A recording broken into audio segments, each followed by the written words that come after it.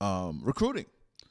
Recruiting. This is something that I do not think that anybody expected us to be at this position at this particular time. Right now, we're a top 16 team in recruiting in the 24/7 composite rankings.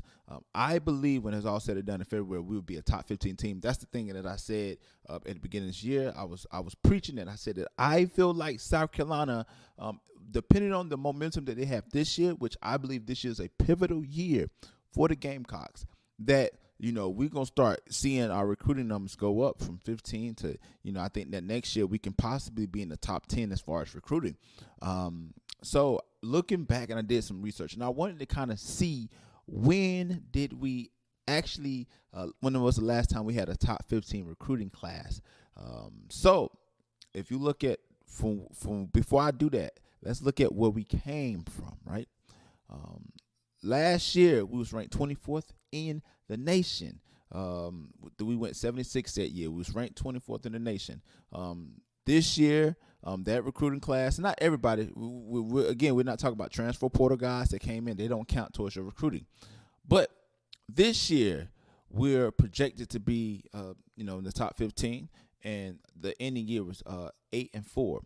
The first year that Shane Beamer came, we was 80th, and this is according to the 24/7 composite score. And that's the year before that, we was 3-9. So you have to go all the way back to 2012 when the last time the Gamecocks was ranked in the top 15 in the 24/7 sports composite score, right? And then if you look at these different rankings, Will Muschamp had us between 20 and 25. So we was always between 20 and 25. But I believe that to establish yourself and to separate yourself to really doing great things, you need to be in the top 15 or better when it comes to recruiting in order to compete with these blue blood rankings.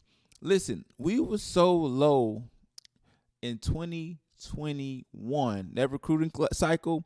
Here's the schools that beat us. Jackson State beat us. North Texas beat us in recruiting. UNLV beat us in recruiting. And Duke University, out of many teams, beat us that year when we went 80th. So we went from 80th almost 3 years ago to being ranked almost in the top 15, number 16 in the 24/7 composite score. So that's an amazing accomplishment. So in 2012, that top 15 ranking class was due to the fact of that we was right in the midst of that 11-2 run that we had from, I think, 2010-ish to maybe 2013, 2014. During that run, we produced high-quality recruiting classes. But a lot of these recruiting classes, we had pieces that came in there. And that 2012, I look back and I said, man, who was those impact players that remind me of, okay, was these guys the future of the Gamecocks? And 3 guys stood up. And if you know any more guys, please write in the comment section below. And at 2012, not any other classes after that, because the Davion Clowney was the year before. Melvin Ingram was a couple years back, right? So Shaq Rowland, if you guys remember Shaq Rowland, he was Mr. Football in the state of South Carolina. Killed on the football field, killed on the basketball field, was projected to really do his thing, but really struggled when it comes to the Gamecocks. And the reason why I put him on that list was simply because I remember him, because it's like the hype that he got, and it was such a big recruitment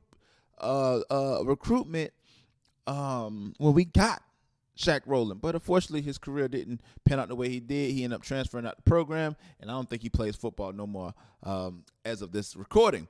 We also got Mike Davis. Y'all know Mike Davis. He was a really, really good. It was 2 Mike Davis. The first Mike Davis was in the mid 2000s. He came from Columbia High School, so he did his thing. But this Mike Davis ended up doing well. Was a 1,000 yards rusher. He played in the NFL. The teams recently was the Atlanta Falcons and the Carolina Panthers. I think he's still in the league. Also Jarrell Adams, if you don't remember, he was a tight end that really did well. Played for the Bucks and a few other NFL teams. I just think that, and here's the thing that I wanted to kind of say with this recruiting class, right? Just because we have a top 15 recruiting class Now you have to take those players and mold them and really get the best out those players, because it does us no good if we're in the top 15, top 10, if every single year we don't progressively get better. Now, the progression of this team is high. Even if we win 8 to 10 games a year, I think right now to build a program, especially at South Carolina, we have to get into that 8 to 10 win season in order for us to make that bump. If